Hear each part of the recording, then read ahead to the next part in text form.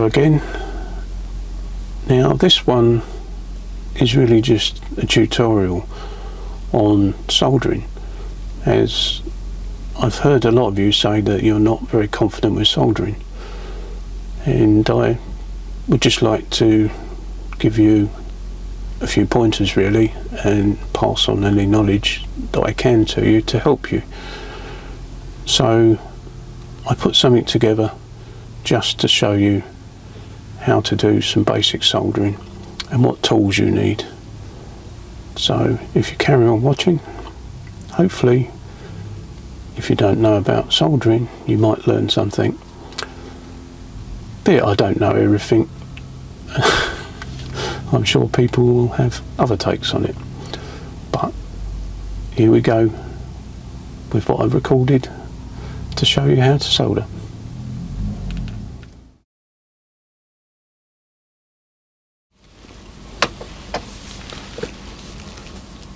After my last update, it's come to my attention that a lot of you are very nervous about soldering anything. Obviously there's a lot of people out there know quite a lot about soldering, and this is not really intended for you, as it will probably be like me teaching you how to suck eggs. But as for people who are very nervous about soldering, I thought I would do a little tutorial to help you out.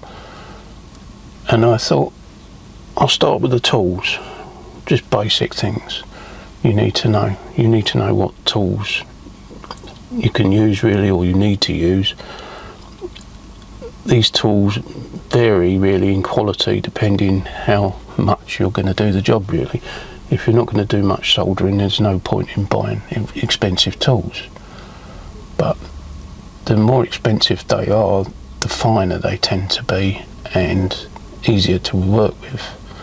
So you do want to think about getting quality tools when it comes to stripping wires and cutting wires and holding wires. So stripping pairs of strippers, so you want sort of good quality strippers.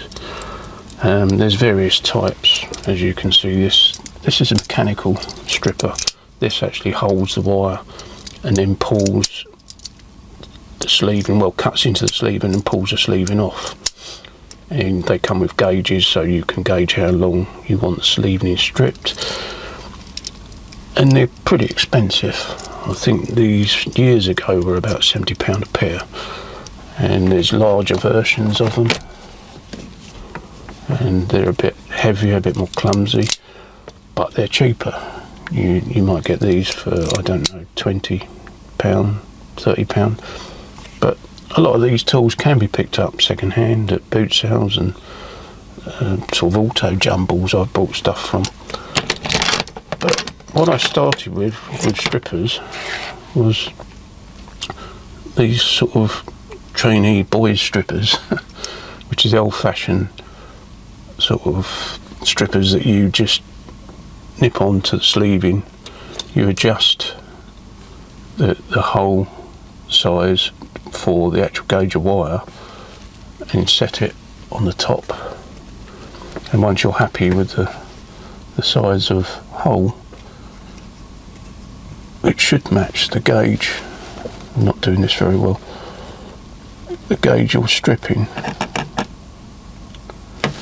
So I haven't got a piece of wire here. I'll just go and get a piece of wire. Right, got myself a piece of wire. Now you adjust these to the gauge of wire, and so you do that by turning this screw down until you're just cutting into the sleeve, but when you strip it you don't lose any conductors. So they're a bit brutal but they work quite well, and you can get in very tight gaps with these. Where a mechanical stripper like this, you've got only a certain amount of manoeuvrability, so if you're in a tight spot or a very short piece of wire, it's very hard to strip with that type of stripper. So you would revert to something like this old-fashioned tool to get in tight on a job. And that's basically the normal sort of strippers I use. But you do get specialised strippers, like these fine strippers that you can adjust, very similar. You adjust the end of that to what gauge of wire, and the blade will come down on it depending what you set it at. So if you put the wire in there, I don't know if I've got it set, I think, and it just cuts it, trims it like that. There's also types that I don't know if I've got a pair actually, they've got jaws very much like a T-Rex, and they will pull back on the wire, and they're commonly used by a lot of people, but I'm not very keen on them. If I've got a pair, I'll show them to you. I'm sure I had a pair somewhere. Right, the truth of it, I can't find them, as I don't use that type myself, but I know a lot of people do, and what I'll do is I'll put a picture up on the screen so you know what type of pair of strippers I'm talking about. But they're readily available from radio spares and Rapid and places like that, and you might find them for sale in sort of DIY shops, and they just grab the wire and pull back on it, pull back on the sleeving, and they're sort of self-adjusting really. So a lot of people use them, but not that many people. Well, more people from sort of a trade background like me don't tend to use them so much, because they used to be finely adjusted by somebody who used to do all the calibration on all the tools in companies I worked at. So you would be passed tools that were being calibrated to do that particular job, and a lot of those sort of tools, they couldn't be sort of hobbyist tools, if you know what I mean. So they would have been tools like this mechanical stripper, and these can be finely adjusted and oiled and checked and calibrated regularly. So I've worked for MOD companies and high voltage companies, which are totally different in their sort of, how do you say, totally different in their needs and what they want you to produce and what quality they want you to do. Anyway, I'm digressing. Right, enough about strippers. Now, cutters, you can get really clumsy cutters that are alright if you're doing big jobs, but they do have their limitations if you're trying to get in on something very fine, that they're just too clumsy. So I tend to go for the lightweight and quite often cheaper cutters that you can get in really tight and cut wires very closely, and you can cut down sort of legs on components and that. You can really get in close with these, but they're not too dear, and they won't stand up to cutting too thick a wire. You probably can't go much beyond 18 gauge wire and without the chance of breaking the jaws, but for fine work they're great. If you've got thicker wire, then you get your big clumsy ones out, and if you've really got some hard wire to cut, like piano wire, then you want a pair of Morn cutters like these, which are reinforced. I think they're hardened sort of jaws on them. Not quite sure what they're made of, but hardened steel, and they really are tough. They'll cut through pretty much anything, and they've got levered handles, so to allow you to have more sort of pressure on what you're cutting. And that's basically cutters. And then you've got pliers, so you want a method to hold it. Oops, just banged into the camera. You want a method to hold what you're working on, so you can hold a wire. So you want a pair of pliers Snipe nose pliers are usually the most common ones, which are these, so they taper down to a point, and the finer point you've got, the better, because it allows you to bend something very close up and control it really well. So a lovely pair of snipe nose pliers are really important. But you've got other versions. You've got flat nose pliers if you want to flatten, straighten out a wire or bend it with a flat. You've got round nose pliers that allow you to curl a wire around them so that you then can do a loop to go round a terminal or whatever you might want to solder around. So obviously you use tin copper wire if you're going to go and get some. Actually, where's the tin copper wire? Right, there's tin copper wire. I think, what's this, 22 gauge. So if you're just linking between something, you would use a pair of round nose pliers like this just to bend it into a nice round hook or loop, and you may use these to do two hooks and join the two wires together and then solder. So they are quite useful, but not used as commonly as a snipe nose pair of pliers. And with a snipe nose pair of pliers you can almost do the same as what you can with a round nose pair of pliers. So they're the most versatile pair of pliers you can get, and to be honest, if you were going to buy a set of tools, a really good pair of these rather than any other pair of pliers about this size, about, I suppose I think it's about 120 mil long, a lot of these are, and this pair is 130 mil long, so 13 centimeters long. You don't want a pair too big, so you tend to have to buy quality in a pair of pliers that's useful for small stuff like what we're dealing with in model railways.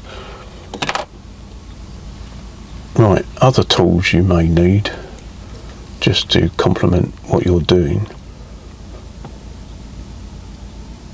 are tools like these, a modeller's craft knife. You may need to scrape some plating off of a component so you can solder to it or cut something. These are very useful, and I tend to buy metal ones rather than plastic ones, and I've had these for years. So you just buy new snap off blades to put in them. I think they're about 9 mil wide, and you also want a scalpel that you can remove the blades and replace the blades quite easily. Scalpels are really handy for doing a multitude of things, not just cutting, even just holding or scraping and cleaning. So a scalpel is really handy. There's the tweezers, and tweezers are really important, especially in model railways, because you quite often have something very fine to hold, and a pair of pliers is not good enough, it's a bit too clumsy. So a pair of tweezers are really good, and if you can get a pair of stainless steel tweezers, and you also can get finer points on them, they sort of resist being magnetised. So if you're working, you don't end up pulling screws around by the ends of the tips, because quite often you'll put a screw in place and then you'll back away and the screw will come with the points of the tweezers. That's because they've magnetised themselves over a period of time. A pair of scissors, small scissors, they used to be called plaster scissors, I think, that would be in the first aid box for cutting plasters. So they're very sharp, very small, and I used to use these, and I still do, for cutting braid off of cables or anything like that, anything fine that you can cut, because they will cut sort of small bits of metal. Another pair of tweezers I've got here, which if you're working with anti-static stuff, so you don't want to damage any of the components, as well as having an anti-static mat and wrist strap, you may want to use a pair of sort of static resistant sort of tweezers, which are sort of plastic material really, so you can't damage a component. You might need a bit of emery to clean something that's tarnished, what you're going to solder to. You may need a little file, just to take any plating off or something, or just to clean the plating or something. You probably will require a solder sucker. Not just if you get something wrong, you need to remove the solder. You do require these if you're going to do some rework. So if you're going to desolder something which has got far too much solder on, you'll need to remove it. And a solder sucker is quite important when you're soldering. You've also got things like solder wick that are used on sort of finer removal of solder, and they come in different thicknesses, and you just lay that on the pad or wherever you're working, and it will leach, or the capillary action will take the solder off of what you don't want it onto this sacrificial piece of copper, as the solder will flow better to this than usually what you're working on, and you'll be able to remove the solder off of a pad or a leg or whatever component you're working on with solder wick. So that covers pretty much all the tools, but you may need something to clean the tip of your iron, so a solder tip cleaner you can buy, which is it's a bit like a flux really, but it's actually just cleaning the tip, so you just stick your tip in it. And then you might want IPA to clean the actual sort of joint you're going to do, or after you've soldered, you might want to remove any flux. You can use methylated spirits or IPA to clean the boards up, or whatever component you've soldered to, should you need to. And then you've got flux, which you quite often need with modern day solders, because modern day solders are sort of devoid of that much flux, I suppose. They haven't got a lot of flux in them. They've removed flux, they removed lead, and I suppose I could talk for an hour on the subject of solder, but hobbyists, and you still can get it, use 60-40 in this case, tin and lead, so 60 tin, 40 lead, and they tend to have more flux actually in the actual solder itself. It's down the centre of the core, so when you solder, the flux enters the joint and cleans the joint and allows the solder to flow over the joint that you're actually making at the time. So in the older solder like this, there's more flux and there's lead, which melts at a lower temperature than modern day solders. Modern day solders used in industry, excuse me, they had to remove flux, well, a certain amount of flux, and definitely the lead was taken out about the year 2000. They started doing it, and I think it was totally banned in 2006. So in industry you can't use lead solder no more. Now, by removing the lead from solders nowadays, they've made solder harder to flow, because the components that are in modern day solder are things like silver, and I forget what other, there's a multitude of things that make up nowadays solder, but they all take a higher temperature to melt compared with lead and tin. So you have to turn your iron up and solder at a higher temperature. Now this causes problems because it burns out the tip of your iron over a period of time quicker than it would have if you used lead. And also you have to apply more heat to the joint you're working on, which in turn can damage a component or burn all the sleeving on a wire. So it is harder to work with. I've had to work with both, and you've got to be very quick with the modern day solders not to damage things. So it's a different way of soldering really. I think it was banned obviously because of lead poisoning, and it wasn't that you was breathing in the lead when you were melting the solder, even though the flux was not good for you.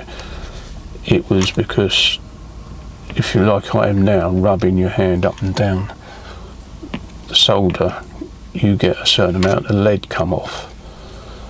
And over a period of time, if you're working with it for years and you don't wash your hands and you pick up your sandwich and you eat your sandwich, you're ingesting a certain amount of lead, as it's on your fingers and then it's on your food and then it's in your body, as well as disposal of lead sort of soldered equipment that was getting into the water table after it was being put in landfill. So that's why lead was banned pretty much. Oh, the other thing you need in soldering is a method to hold what you're working on, which is quite important as you don't want it moving around. You can use various methods, including a vice like this. If it's a small component, you might want something smaller, like a vice like this one. So you can just put it in the jaws or something like this, or you can even stick it down, and I do that sometimes, and I'll probably do this, what I'm going to show you, with a bit of foam double-sided sticky pad or double-sided tape that you could put on the bench just to keep it from moving. And you tend to want to work, depending whether you're right or left-handed, is where you put your iron, should I say. Put that away. I'm right-handed, so if I zoom out or move the camera, that's it, zoom out, my iron's over here, as I'm right-handed. And I tend to have the solder over the other side. Yeah, I suppose I should talk about the iron for a minute as well. Now I've got a gas iron, which I've mentioned before now, and this is really handy for being mobile. So should you want to solder something underneath the layout, or somewhere that you only want to do a quick job and it's not too fine a job and doesn't matter about the temperature, then the gas iron is really good. I've heard people out there say they've got battery irons as well, and I'm sure they're good as well. So for mobility, something like that is really handy. But if you're going to do proper fine soldering, you really need an electric iron and sort of a hobbyist iron. I mean, I've used really expensive irons in my working years. They're all really good, but quite often they're geared up for static sensitive equipment, so you don't damage anything. But you don't need all that as a hobbyist generally. So an iron, probably of a cost around £50 to £70, is probably all you need. You probably could get them cheaper, and you might even get them second hand. But this is a model that I bought from Maplins years ago, when Maplins had shops. I think they're still online, Most people know Maplins as hobbyist sort of suppliers, and they knocked these down in price, I think, just before they closed the doors on their shops. And I think I got this for about £34, £35, so it's really good. And my last job I was working at, they were even using these as well, because they didn't need a sort of much more than a hobbyist iron really to do the job I was doing. But you can spend no end of money on an iron, and it's debatable whether you need anything better than this, really, because a lot of it's down to the skill of the operator as well.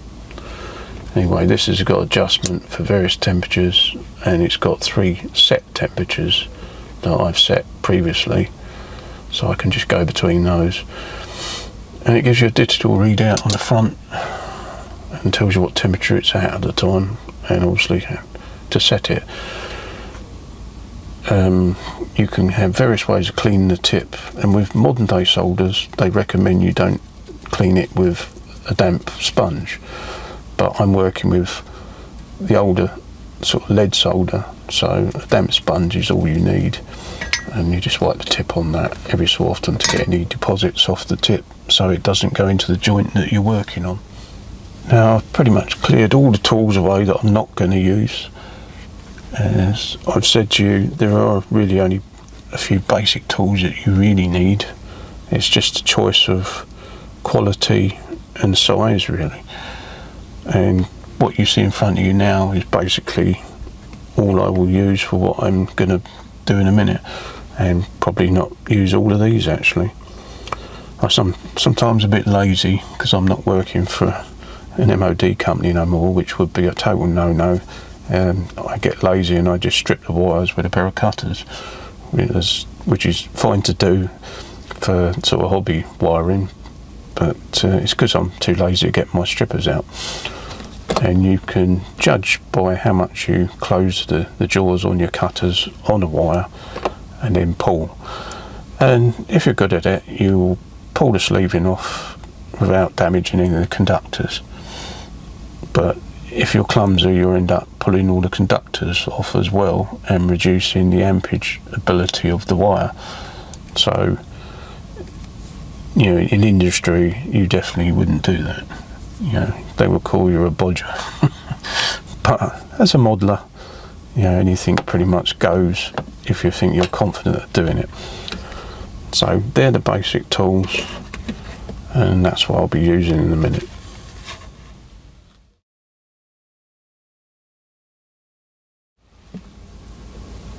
Now what I'm going to do is solder one of these breakout boards that I showed you in my last update, but it's just a bit of double-sided tape just to hold it from moving. You just have to be careful when you peel it back off, but this will hold it in place while I'm soldering to it. Another item which I've neglected to mention is a magnifier. If I zoom out again, is a magnifier with a light. For people like me who, sort of say, later in life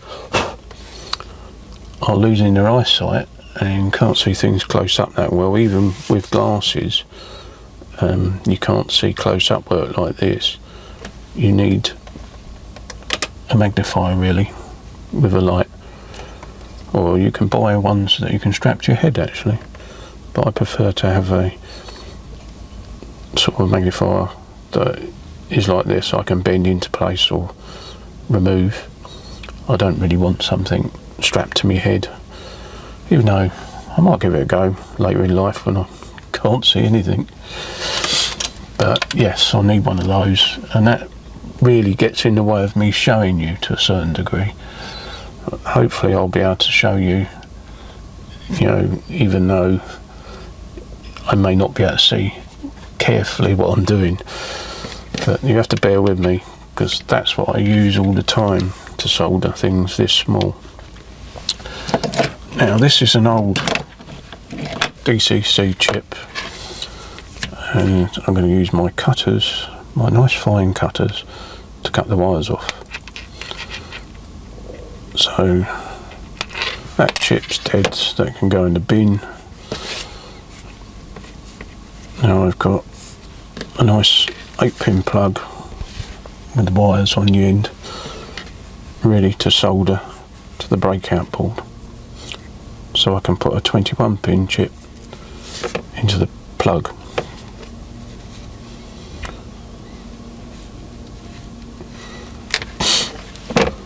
Right, I need to go and get the colour code for soldering these. Now if you really want to go for a really neat job, you best work out what colours are going to go on what pads and what distance they are between the pads, and then trim the length of the wire accordingly, so all the wires come away evenly from the breakout board. But it's not important, because there will only be probably in this case probably about 5mm difference in length, so it will look a little bit sort of unkept, but at the end of the day it's not going to make any difference. You're just going to twist these wires together and then plug it in. But if you want to be perfect, you can cut them to length to match the distance between the pads. Also, it pays to work from sort of left to right generally, and towards you, so you're not working over the top of the wires you've already put on, if you know what I mean. So if you've got a bank of pads that you're going to solder to, you want to solder from left to right. That's if you're right-handed. If you're left-handed, you might want to do it the opposite way, because you get in your own way if you're not careful with soldering the wires. And a pair of strippers I'm using the mechanical strippers, and you just want to strip it probably about 2mm, and then you either can sort of hold it sort of in your hand and tin it, or have something to hold it. You can have I think they used to call these helping hands or something. You can have a pair of these, which is another tool I've forgotten about, and you can use the crocodile clips to hold the wires while you solder them or tin the ends. But I tend to, well, make up my own way of doing it, and I use my strippers as a method of holding the wire to tin it. So I tend to get the strippers to hold the wire like that, and I'll zoom in because you won't see it otherwise. Right, let's try this again. I keep getting this bit wrong. You can't see it sometimes, so I put some white background behind it. It's quite hard to show this on camera, as this is quite a small wire as well. So here goes. Yeah, I don't twist a wire that size quite often, because you don't need to. So I just strip it and then tin it. Now if it's a thicker wire, you might want to twist it to hold the conductors together before you tin it, which is a common practice. But as I said, this is a very small wire, so I'm not going to bother. When you twist a wire, you increase the diameter of it, so it can make it awkward to go through a hole if you're feeding it through a hole to a solder pad or whatever. So you don't always want to twist it. It does depend on what job you're doing. Anyway, solder. If I try not to get in the way. And this is, what is it? It's 22 gauge solder I'm using. But as I said, 60-40 tin and lead. And it carries a bit more flux than the more modern solders as well. Now what you'd need to do is to solder from the top. So you introduce the solder and the iron at the same time, melt the solder and then pull down the wire. So you're introducing the heat at the top, but then pulling away from the sleeving, dragging the solder down the conductors and tinning them. And yeah, it's very hard to show you, as I keep saying, because my fingers are in the way. I shall show you again. So you can knock the extra solder off the tip, or you can wipe it off. And you probably could do this a number of times if you're not happy with it, but eventually you'll find it dries out the solder because you're burning all the flux off. The longer you spend doing it, the more flux will burn off and it will become a dry joint, and it won't look shiny like that does. Hopefully you can see that. Now that's nicely tinned. Now for the next bit, trying to show you how to solder onto the breakout board, which might be a bit difficult for me to show you as well. I'll try and get the camera lined up. Now I've been trying to find the best way I can do this to show you, as it's hard to zoom in and actually show the wire being soldered to the pad. So hopefully this will work. Now I need to tin the right pad, and the right pad is 2 down from the top. So you flow solder with the iron tip. Now I need a magnifier really to do this. I'm doing it without a magnifier because the magnifier will be in the way of the camera. So you will have to bear with me a bit as I'm struggling to see it. But you add the solder and the iron to the pad at the same time. And the next pad over this side is going to be 2 down from the top as well. So I'm going to tin the pad. Now time to introduce the wires. If you overheat the solder you're tinning the pad with, you'll lose all the flux in it. So the quicker you do it, the better. If you lose all the flux, it will lose its shiny look, in which case then you need to add a bit more solder, or if you've already got too much solder on the pad, you need to remove it with a solder sucker.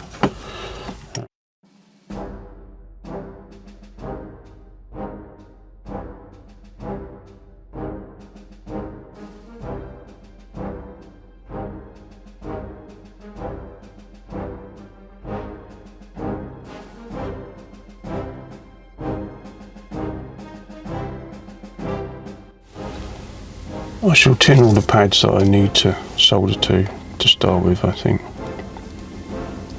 So, iron on it, not for too long, draw the solder along the pad, let it flow, and then there's that one there,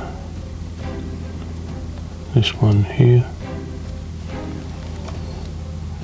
and then there's a gap of one pad,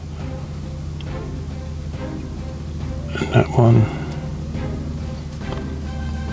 and that wire is going to go on there. So I think, yes, except for this one here, I've got a tin. All the pads are tinned.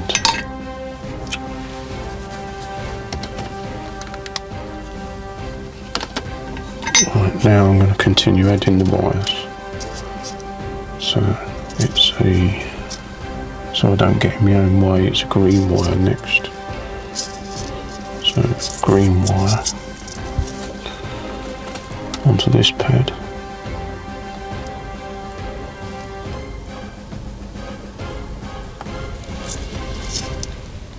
And then blue wire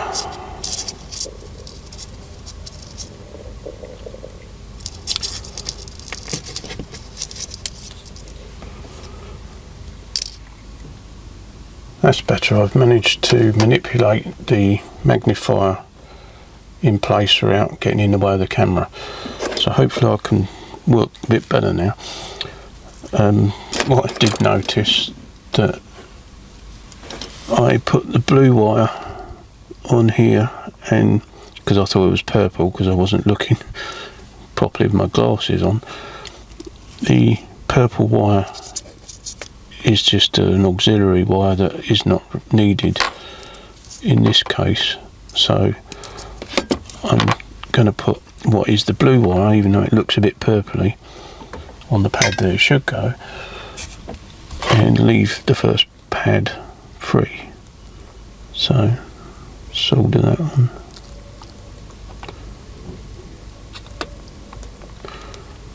Right, soldered in place.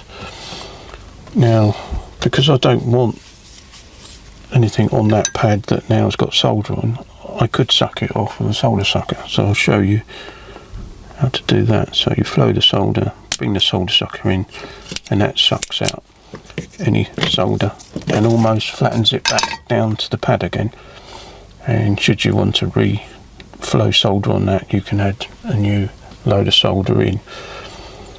I shall carry on down adding wires, because what have I got? I need to add grey on next, so I'll find the grey wire, which I've already pre-tinned, and solder that on. So it's solder point on the pad to flow it, and then bring the wire in, and then a stroking action to finish it. But don't spend too long or you'll cook it. So it's best to have another go at it rather than hold the iron on too long. And it's definitely practice makes perfect in this sort of scenario. So I want orange wire next. The orange wire goes next to the grey.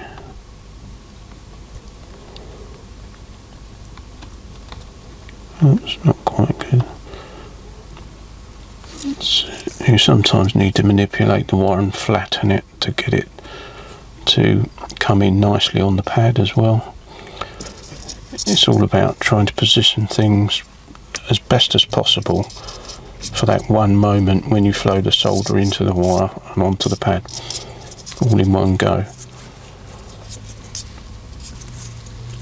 So you need to straighten the wire sometimes, make sure you've got it just right, and then bring your iron in, flow the solder on the pad, then bring the wire into the pad and stroke it, and then done.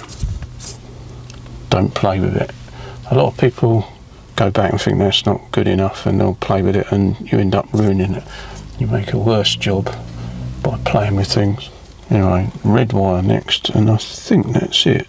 So same again, soldering iron on the pad, bring the wire in, bring them together, and just a quick stroke, and done. Now they all should look nice and shiny, especially if you're using the older solder, tin and copper. God, I really am cocking things up. Tin and lead. Yeah, tin and lead, they shine nicely, and you find with the modern day solder they don't shine as much, so they can be a dry joint, which is where you've bowled off all the flux and it won't flow no more, and it becomes sort of the joint becomes sort of so dry in effect that you can peel it off a pad, or you can peel it off another wire depending where you've soldered it. So you don't want to burn off all the flux. The flux cleans the joint, that also helps the solder flow onto the joint, and without flux you end up getting the right mess, as it becomes a very poor joint, and it will, as I say, just pull off. and in some cases won't even conduct properly. I'm doing so much talking and not watching what I'm doing, I've actually forgotten to solder the yellow wire on. But a bit more difficult because there's wires around it, but the same. Again, melt the pad and bring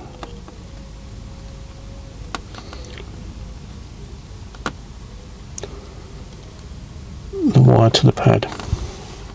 That's it. I made that more difficult for myself because this wire's going over the top of it. So I had to bend that out of the way.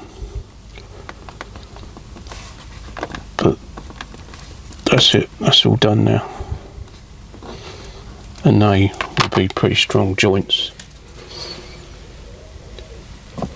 And you can ruggedise them, so you could put some Evo stick over the top of these if you wanted to ensure that there's a mechanical sort of strength to them so that they can't be pulled. So if they're in a situation where you're going to keep pulling the lead, you might want to ruggedise them. But I'm not going to, because once they're inside the loco, that's it. Now if I zoom away and get my magnifier out of the way,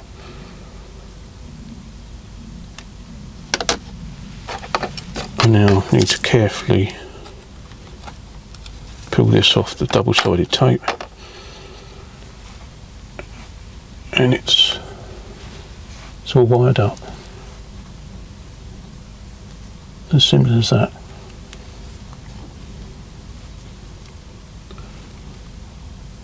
So you can now twist these together should you want to, so that there's virtually one lead that's not going to get caught on anything inside the loco. And that's all there is to it. I say that with a smile on my face. I know it's not easy, but give it a go. You might be surprised. Yeah, as long as you take your time and don't overheat things. And if you get it wrong, then just have another go. Practice on something that doesn't matter. An old PCB or something, with old solder on or whatever. Desolder things, resolder things, just play about until you get used to using an iron. I've been using this iron for over 40 years. Well, not this particular iron, but a iron. When I started in the job, there was people using gas irons at one time, just before I started in the trade. They were like an iron that was put into a flame and then taken out and used and then put back into a flame. So, electric irons were only sort of just coming about, sort of miniaturised irons like this. But this is pretty much what I've used all my working life, an iron like this. What I could also show you is a couple of joints, the most common joints, a couple of joints that you use to join wires together. Now, that's been stripped and twisted, but it hasn't been tinned. It's a thicker wire than what I was using, so you might even see me tinning the wire easier than I've shown you already. So you add the tip of the soldering iron and the solder together at the same time as you place it on the wire, and then flow the solder down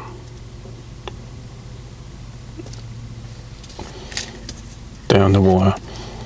I think this is an old bit of wire. If you've got old wire, it's hard to tin as the wire's gone off as such, because wire is pre-tinned to a certain degree,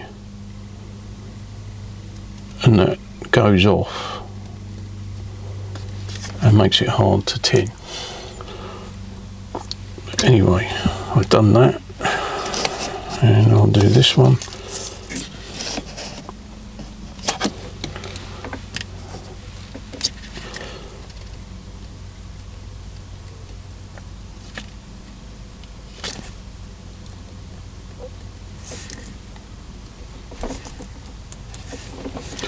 Yeah, that one's not much better, but they've tinned nicely in the end. I just had to do it a couple of times to get them to tin. Now what I'm about to do is a lay-on joint. So what I do is, you want equal amounts of tin wire, so they're going to lay next to each other. What I do is prime one with a bit of extra solder, so you leave a blob on one of the pieces of tinned wire, and then heat it as you bring the wire that you're going to add to it in. Now, how to show you. So what you do is heat the wire and then sort of rub it up and down it, and slowly. This is hard to show you. That's it. You sort of like wipe it up and down the solder joint, and then you end up with a nice lay-on joint. And a lay-on joint done properly will actually be stronger than the wire either side. If you do a very good lay-on joint, you can usually snap the wire either side of it before you break the joint. Now if you've done a dry joint where you've burnt all the flux off, you'll be able to peel one wire off the other, and it won't be very good electrically either. Now if you want to make a joint that is more mechanical, just in case you think you're not very good at soldering and the solder joint could come apart, you then do a hook joint. So if I reflow that and add fresh solder to both bits of wire,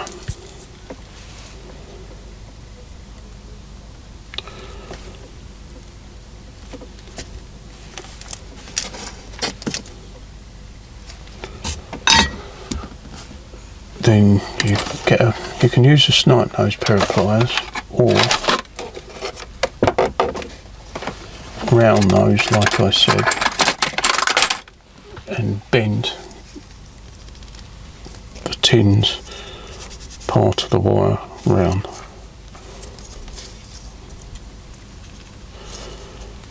Now personally I prefer to use a snipe nose pair of pliers, but you make a hook on both wires. So if I bend that round, make a hook, and I'll put that back in my makeshift jaws, which is my mechanical strippers, which I often use. And then if I bend that round the right way, you can see it, you can hook these two together. Now you want to make them a fairly close hook, because you don't want a massive long joint, and then close the hooks on both wires.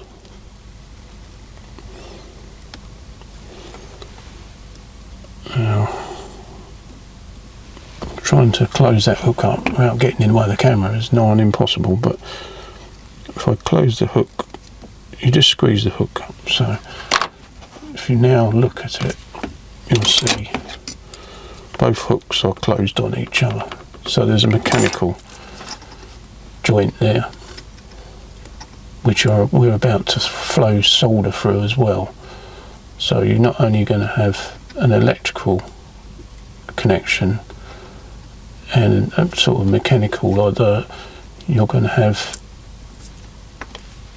solder that flows right through it and it'll become a solid joint. So as before, you just introduce the iron and the solder at the same time and flow it to get a nice sort of blob, but where you can see the wire through it still as well. So if I twist that round, you can see there's a nice joint holding those two hook joints together, or hooks together, and that's a hook joint. But that's harder to undo than a lay-on joint, so people prefer lay-on joints for quick release in case you want to take something apart. But if you really don't think you want something to come apart and you want it to be extra strong mechanically, you can do a hook joint like that. I very rarely do hook joints. And that's how to join two wires together, or anything else like that, tin copper wires together if you want. As I say, they are very strong electrically and mechanically when you do these joints. When I mentioned that I worked for two sort of different industries, what sort of demanded two different ways of doing joints, I meant that when I worked for the MOD, they like to see a nice finish to a joint, but they also like to see some of the conductors showing through the joint. They don't like blobby joints, so if encapsulating the wire completely in solder, they don't like that. But then I work for a high voltage company, and the last thing you do is do spiky joints, because high voltage leaps off these points. So they wanted blobby joints. So it was completely the reverse to working for the MOD. So the type of joint you do quite often is reflected by what the company wants for their standards. But basically, everybody's looking for a good sound joint that is electrically sound and mechanically sound and lasts for a very long time. Also, if you don't clean extra flux off things, this will eat away at the joint over a period of time, as there's acids in flux that will destroy the solder and break it down over a period of time. So it's best to clean joints, especially if you're working on a PCB or whatever. And when it comes to heat, I prefer a lot of heat myself, because I'm very quick at soldering normally. Maybe not what you see me do here, because it's difficult circumstances filming it, but I prefer to get in and out quick so you don't do any damage to anything. In order to do that, you need to heat things up quick, so the temperature needs to be a bit higher. If you think that you're not going to be able to do it in a quick time, then you're better off with lower temperatures. And if you're working with components like surface mount, then you have to lower the temperature down to protect them from damage. So that's all I can think of at the moment. That is how I do my soldering, and how I've been trained over the years to do my soldering. Whether I'll ever work, again, I very much doubt it, so it's nice to pass on these skills to other people, and possibly the younger generation, as these skills are being lost these days. Hopefully that was of help to a lot of people out there. I'm not an expert on soldering. I don't think, even though I've worked in the industry, you can be an expert. You're always learning, and there's always room for more learning. So I'm just passing on my knowledge, and people might have different ideas on how they do it, but this is how I've been trained to do it over the years, and I just thought you might want to know my take on it. If you've got any questions or anything I can help you with when it comes to soldering, please don't hesitate to ask me in the comments. I suppose I better get on with a bit of modelling. Thanks for watching, and I'll see you again soon. Cheers. Bye for now.